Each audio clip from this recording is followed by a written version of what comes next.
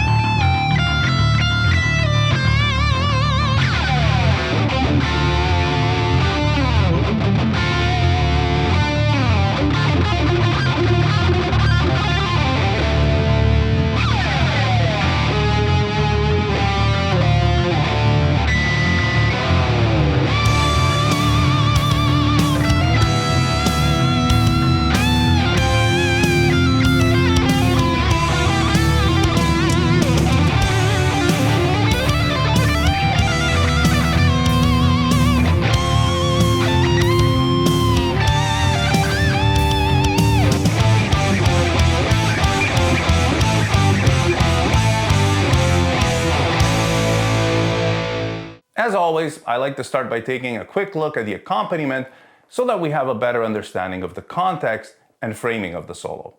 The guitars were tuned down a whole step to D standard, but to make it easier to follow along, I'm going to refer to the chords and notes based on their position on the fretboard, not their actual pitches. So I'll be talking in the key of E minor, even though what you're hearing is really in D minor. And by the way, for those of you who like to know about gear and tones, I'm playing my vintage 1986 Charvel Model 1 equipped with my signature pickup, the Hayabusa, made by Corrigan pickups. The tones are from Softube's Marshall Amp Suite plugin. I started using this one lately and I'm absolutely loving it. And to try to capture more of the nuances and subtleties of Criss's playing, I'm using a stainless steel pick. It gives a really particular bite, but it also quite literally shreds your strings. The crazy thing is that I started working on this video earlier this year and only changed the strings on this guitar yesterday. They were absolutely destroyed, but they still sounded good and I didn't break a single one. So shout out to S.I.T for making the most awesome strings I've ever played. Okay, so the solo can be split into 3 sections. The first part opens the solo after the interlude riff. This is where Criss plays some more melodic and emotionally intense phrases. The chords here are D, B, and E, a 7-5-1 progression, which isn't all that common. Very often these things start on the 1 chord, so already we have something interesting and a little different going on.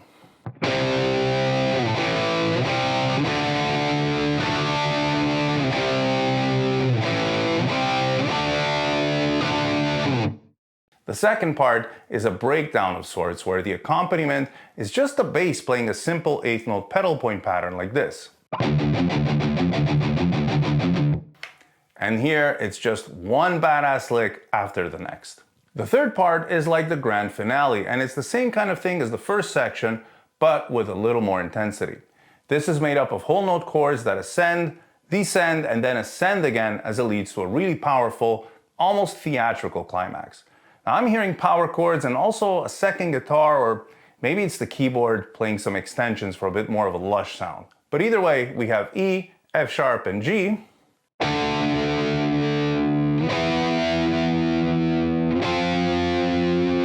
Then we got F sharp to take us back to E,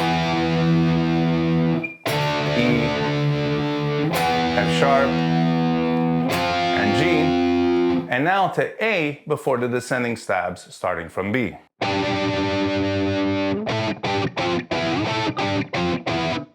This alone is something worth studying because a well-composed, well-structured section gives you so much more to work with, and that really increases your chances of putting down a great solo. Okay, now that we have the context down, let's look at the actual solo. The opening lick is really melodic and vocal-like. It's almost a lament. In music, a lament is a song or a melody that expresses grief or mourning.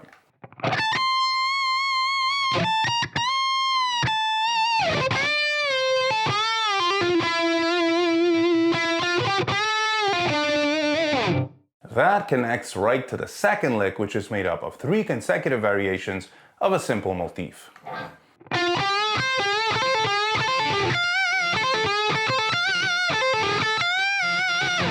The trick here is to tie them all together smoothly while maintaining the intensity and the expression of the phrases all the way through.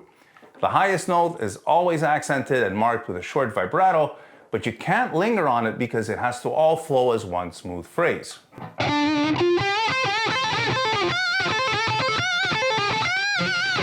And this one too ties in with the next lick, so as you come down from the bend on the first string, you hit that note again, pull off to the 12th fret, and you keep going.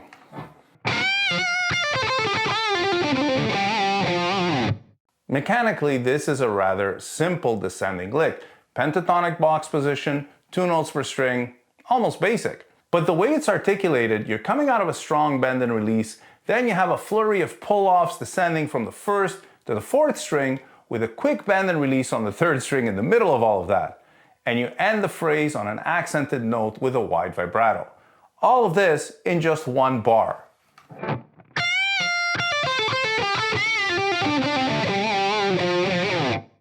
This is the kind of lick you really need to work into your muscle memory because there's no time to think when you're playing the solo.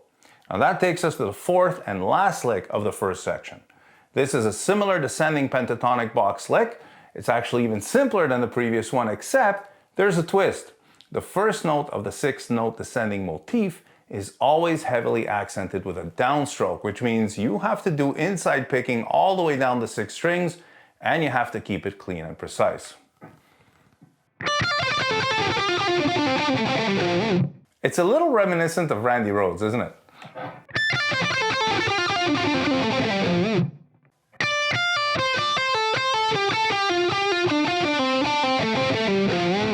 I just love the way this lick ends so suddenly on that bend from G to A and it just cuts off. That's an unexpected move and it's a really badass thing to do. Now we move on to the second section of the solo, and as I mentioned earlier, this part is just a series of cool licks one after the other. Now the licks themselves are deceptively simple and they might bring out some little imperfections in your finger independence and hand synchronization. Keeping time is another challenging aspect of this part because you only have the repetitive bass line doubled by the piano as a reference, and if you lose focus for even 1 second, it can easily throw you off. Okay, so let's look at the first lick.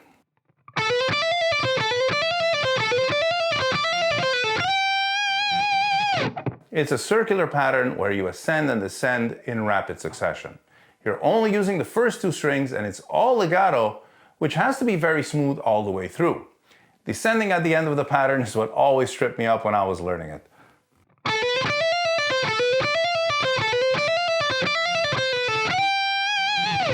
Because you gotta be precise. The lack of any real accompaniment other than the bass and the piano doubling it is unforgiving. So there's nothing to cover you if you sort of half-ass it or slur your way through it. Now that's followed with a slow melodic line.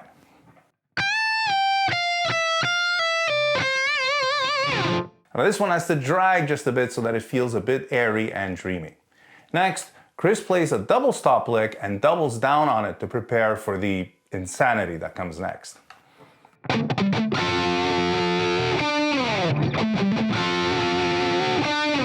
Now this is the kind of lick that's all about attitude, in the rhythm, in the way the pick hits the strings, and in the way that you hold the vibrato.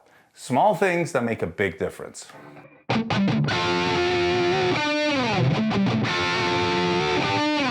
From there, he continues with this.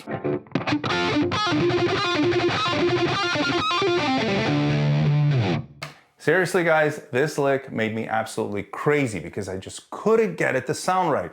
Now let me play it again and I'll explain.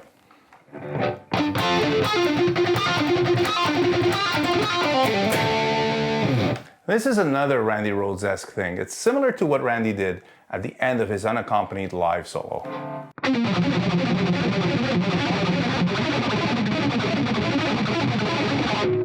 The difference is that with Randy's lick, every note is picked with the exact same attack, so it's just a matter of building up the speed once you have the left and right hand working together in sync. Criss's lick requires a bit more control because the way that one pull-off is positioned, you have to constantly stop and restart the picking motion and the application of the palm muting. It took me a while to really get my picking hand to tighten and relax in the right spots with natural fluidity, and with that snap on the note just before the pull-off.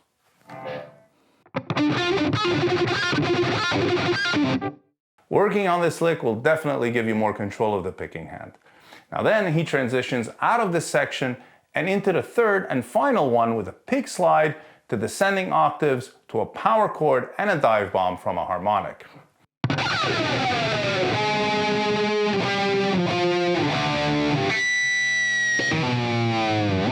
That harmonic, just a slight bit over the second fret, can be a bit hard to hit cleanly as it's not one of those points like the 7th or the 12th fret that just rings out naturally. So you barely touch the string with your fretting hand, pick over the bridge pickup, and then you need to get both your finger and your pick out of there immediately or it'll just choke the note right away. If I had to play this live, I would just hit a harmonic that rings out much more naturally, like maybe at the 5th fret. Right, because why risk hitting a dud on that part? So that takes us to the final stretch, and it starts off with a melodic lick that's similar to the one at the start of the solo.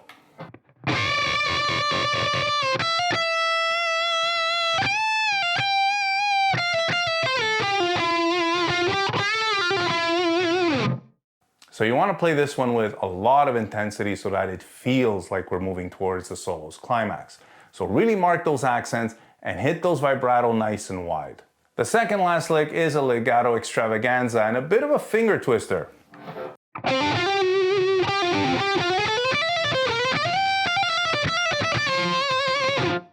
It's a little like something Dave Murray would do, even in the way that he slides to the accented notes.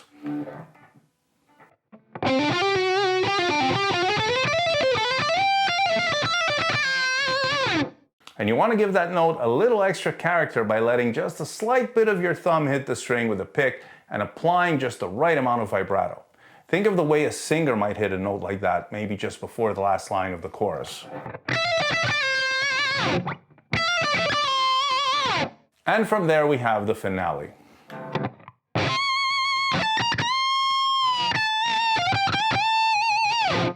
So you rake to the E string up at the 22nd fret, and that note has to feel like a whale with really strong vibrato.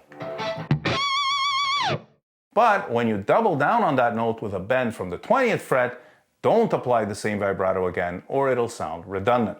You want that note to remain suspended for a moment before you end the solo.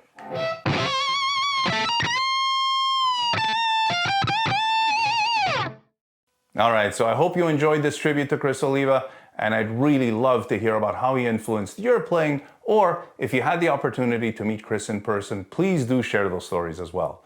Thank you all so much for watching, guys. Cheers.